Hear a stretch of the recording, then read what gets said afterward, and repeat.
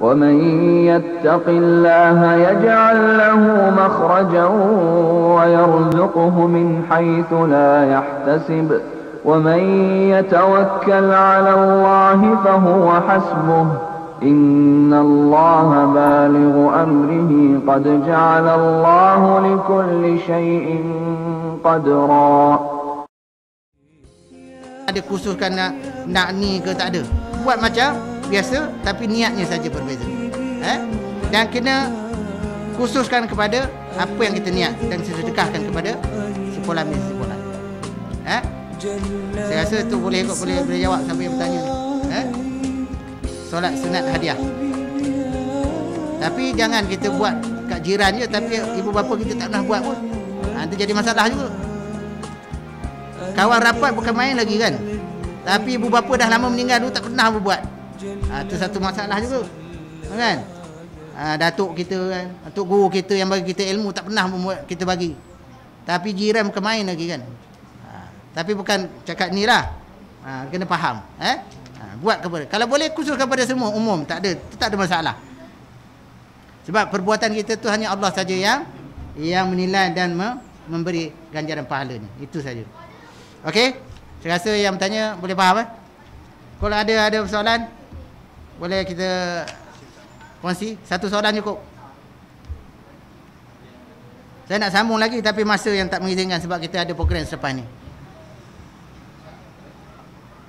Sini ada soalan khusus tentang apa yang kita bincang lah.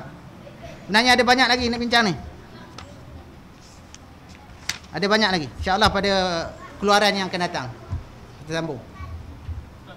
Nak wudukan orang yang lumpuh je Ustaz. Oh yang lumpuh. Okey, bila masalah lumpuh ni kecuali bila lumpuhnya masalah kepada yang menerima azab lumpuh tu lah, yang punya diri lah.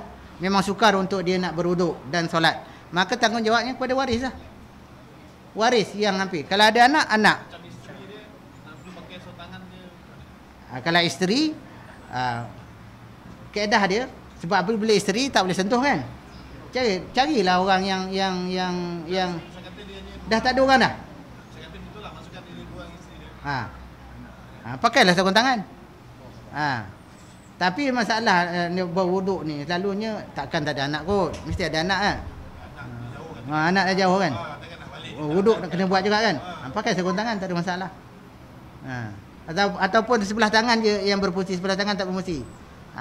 Sebelah tangan tu sapu, isteri tolong jiruhkan air pakai paip. Tak payah sentuh lah. Pun boleh, tak ada masalah. Jadi pelaksanaan itu berjalan. Pakai tuala pun boleh. Tuala pun boleh, tuala yang basah. Boleh. Itu ada kaedah cara lah. Sebenarnya benda tu saya nak bincang pada akan datang dalam bab ni juga. Bab macam mana nak berwuduk orang yang sakit dan sebagainya. Ni cuma hari ni mukadimah dulu. InsyaAllah. Okey lagi?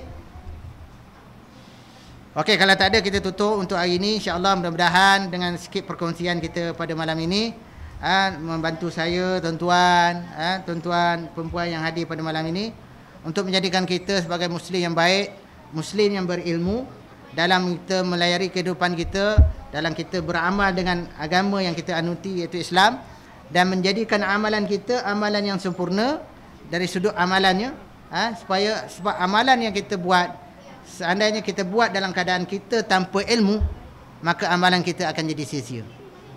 Mana kalau kita beramal ataupun kita menjalani kehidupan kita dengan ilmu, maka amalan kita diterima dan diangkat oleh Allah. Ramai orang hari ini beramal tanpa ilmu. Maka orang yang beramal tanpa ilmu, maka rugi dia, rugi dunia, rugi akhirat. Maka kesimpulannya, marilah kita beramai-ramai untuk datang, carilah ilmu walaupun di mana. Dan kita sebagai pendakwah menyampaikan ilmu. Balighu walau ayah, walaupun satu ayat. Kena sampaikan walaupun satu ayat.